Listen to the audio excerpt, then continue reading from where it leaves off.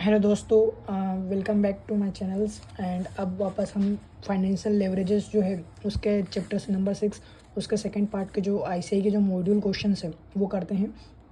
सबसे पहले जो क्वेश्चन है कि ए फॉर्म है डिटेल्स, ए फॉर्म की जो डिटेल्स दी हुई है कि उसकी जो सेल्स है 100 रुपये पर यूनिट है, जिसकी जो सेल्स है वो 24 लाख रुपए है। वेरिएबल कॉस्ट जो है वो सेल्स का 50% दिया हुआ है। फिक्स्ड कॉस्ट जो है वो दे रखी है कि 10 लाख रुपए है। एंड जो फॉर्म है वो बोरो करती है 10 लाख रुपए @10% पर एनम, जो इंटरेस्ट रेट है उस पर। एंड उसका जो इक्विटी शेयर कैपिटल है वो 10 लाख रुपए का है, जिसके जो शेयर्स का जो प्राइस है वो 100 रुपये ईच है। और टैक्स रेट जो बताया है वो 50% है।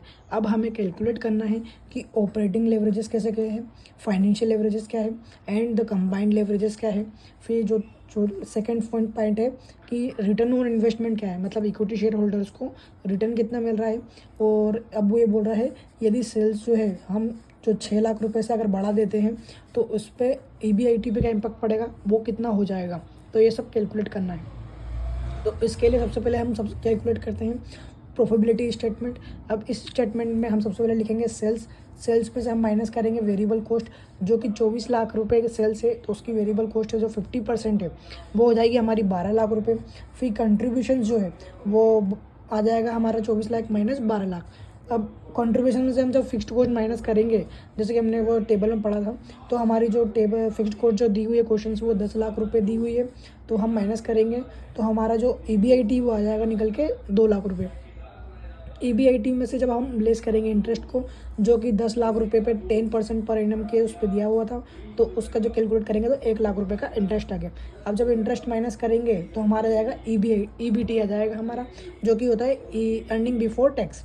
अब हम जो टैक्स है जो कि गिवन है अपन को 50% जो रेट है उस पर से माइनस करेंगे तो हमारा जाएगा अर्निंग आफ्टर टैक्स, या फिर जो भी बोल सकते हैं कि net earning available to equity share holders.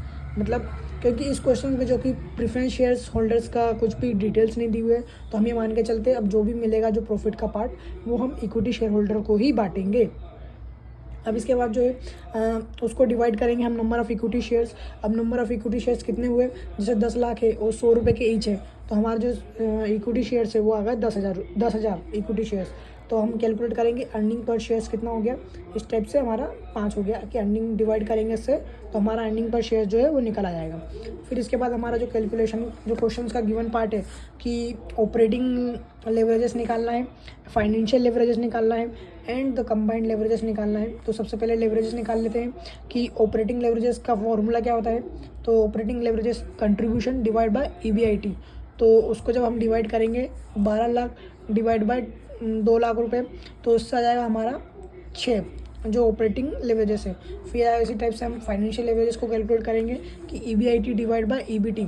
EBIT कितना दिया हुआ हमारा टेबल में, EBIT दिया हुआ है हमारे टेबल में 2 लाख रुपए एंड जो EBT है वो है हमारा 1 लाख। तो वो यही है कि 2 लाख डिवाइड बाय 1 लाख, तो हमारा जो फाइनेंशियल लेवरेजेस है वो 2 आ जाएगा।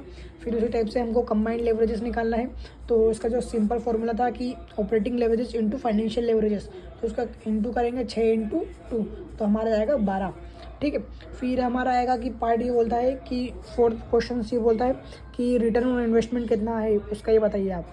तो रिटर्न ऑन इन्वेस्टमेंट कैलकुलेट करने के लिए कि इक्विटी शेयर होल्डर्स को कितना मिल रहा है, तो वो हम अर्निंग आफ्टर टैक्स मतलब इक्विटी शेयर होल्डर को net earning divide by share holder fund. Share holder fund मतलब कितना कि शेयर होल्डर जैसे रिजर्व सरप्लस और इक्विटी शेयर कैपिटल तो उसको बोलेंगे। तो इसकी जो इक्विटी शेयर होल्डर फंड है वो हमारा 10 लाख है एंड जो अर्निंग है वो 50,000 की है इक्विटी शेयर होल्डर्स को। तो हमारा जो परसेंटेज है रिटर्न ऑन इन्वेस्टमेंट का वो आ जाएगा हमारा 5%। अब इसके बाद वो ये बोलता है 5th क्वेश्चन कि यदि सेल जो है हम 6 लाख रुपए से बढ़ा देते हैं तो हमारा न्यू EBIT क्या होगा। करंट में सेल जो हमारी वो 24 लाख रुपए है, अब 6 लाख से और बढ़ाएंगे तो हमारी टोटल सेल्स कितनी हो जाएगी 30 लाख रुपए। तो वो यही क्वेश्चंस की टेबल में हम वापस बनाएंगे टेबल कि सेल्स हमारी हो जाएगी 30 लाख रुपए की और जो वेरिएबल कॉस्ट है हमारी वो 50% ही रहेगी सेल्स की। तो 30 लाख का 50% हो जाएगा 15% वेरिएबल कॉस्ट में, उसको लेस करेंगे तो हमारा जाएगा कंट्रीब्यूशंस में तो हम फिक्स्ड कॉस्ट माइनस करेंगे। फिक्स्ड कॉस्ट जो है इसमें वो हमेशा फिक्स्ड ही रहेगी। तो जो करंट में जो फिक्स्ड कॉस्ट थी 10 लाख रुपए वही हम यहाँ पे माइनस करेंगे। तो इस प्रकार हमारे जो EBIT जो नया वाला आ जाएगा 5 लाख रुपये माइनस करने पे। ठीक है, अब दूसरा क्वेश्चन पे आते हैं हम। क्वेश्चन नंबर 4 जो है मॉड्यूल का वो है कि the following information of VG company limited given. अब इस केस में क्या दिया है कि इक्विटी शेयर कैपिटल जो है कंपनी का वो 50 लाख रुपए है, 10 रुपये का ईच शेयर है और 12% बॉन्ड है कंपनी के पास, जो कि 1000 रुपये की वैल्यू के ईच है, 37 लाख रुपए के बॉन्ड है। फिर सेल्स जो दे रखी कंपनी की वो दे रखी 84 लाख रुपीज़। फिक्स्ड कॉस्ट जो है एक्सक्लूडिंग इंटरेस्ट वो दे रखा है 6.96 लाख रुपीज़। और गिवन द फाइनेंशियल लेवरेजेस वो हमको दे रखा है 1.49 एंड PV रेशो भी दे रखा है कि 27.55% एंड इनकम टैक्स का जो रेट है वो 40% है। अब हमें कैलकुलेट करना है क्वेश्चंस में कि ऑपरेटिंग लेवरेजेस क्या है, कंबाइंड लेवरेजेस क्या है एंड अर्निंग पर शेयर्स कितना है। तो हम वापस वही टेबल बनाएंगे कि प्रॉफिटेबिलिटी स्टेटमेंट, जिससे हम कैलकुलेट करेंगे प्रॉफिट आफ्टर टैक्स। सबसे पहला हमको सेल्स दी है तो सेल्स पे से माइनस करेंगे वेरिएबल कोस्ट। वेरिएबल कोस्ट हमको चूँकि क्वेश्चंस में हमको PV रेशो दिया हुआ है तो हमको कंट्रीब्यूशन डायरेक्ट निकाल लेंगे, जो कि सेल्स है उसका सेल्स का 84 लाख रुपीज़ का 27.55%, तो हमारा ये आ जाएगा 23,114,200 रुपीज़। अब इसमें से अगर हम 84 लाख में से इसको माइनस करेंगे तो हमारा वेरिएबल कॉस्ट भी आ जाएगा, तो यही है। फिर इसके बाद आ जाएगा कि यही एक पॉइंट है कि PV रेशो को जो गिवन है तो हमको कंट्रीब्यूशन निकालना पड़ेगा, फिर उसके बाद हमको सेल्स वो वेरिएबल कॉस्ट ऑटोमेटिकली निकल जाएगी। फिर हमको माइनस करेंगे फिक्स्ड कॉस्ट। फिक्स्ड कॉस्ट जो दे रखी है एक्सक्लूडिंग इंटरेस्ट क्वेश्चंस में वो दे रखी है हमको 6.96 लाख रुपीज़, तो ये हमको माइनस करेंगे यहाँ पे, तो हमारा जाएगा EBIT। अब EBIT हमारा आएगा 16,18,200 रुपीज़। अब उसमें से हम माइनस करेंगे interest on debentures. Interest on debentures क्या है, तो मतलब बॉन्ड्स एक टाइप से, तो हम 37 लाख रुपए पे 12% का जो है वो निकालेंगे, तो हमारा आएगा 4,44,000 रुपये।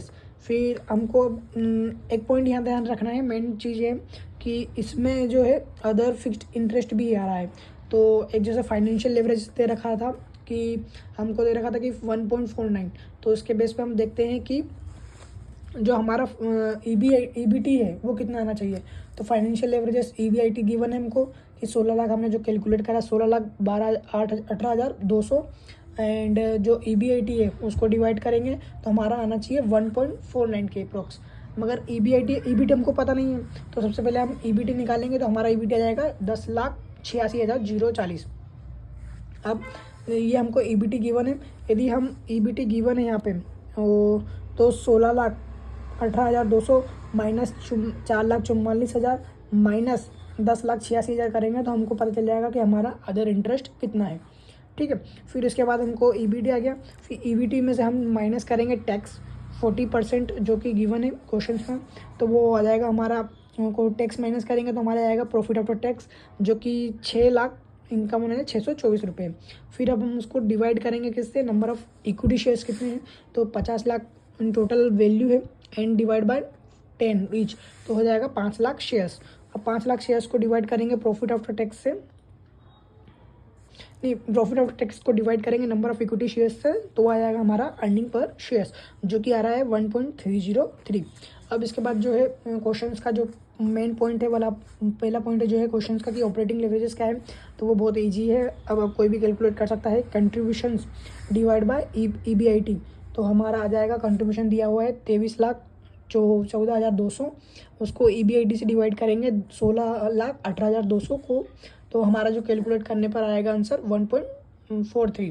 फिर कंबाइंड लेवरेजेस को हमको कैलकुलेट करेंगे, तो इसका सिंपल फार्मूला है कि operating leverages into financial leverages.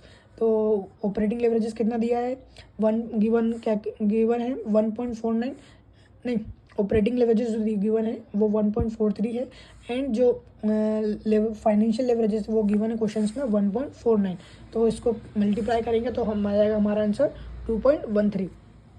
अब ये जो इसका वर्किंग नोट है ये दिया हुआ है कि फाइनेंशियल लेवरेजेस हमने कैलकुलेट कर रखा है। ठीक है, ओके गाइस।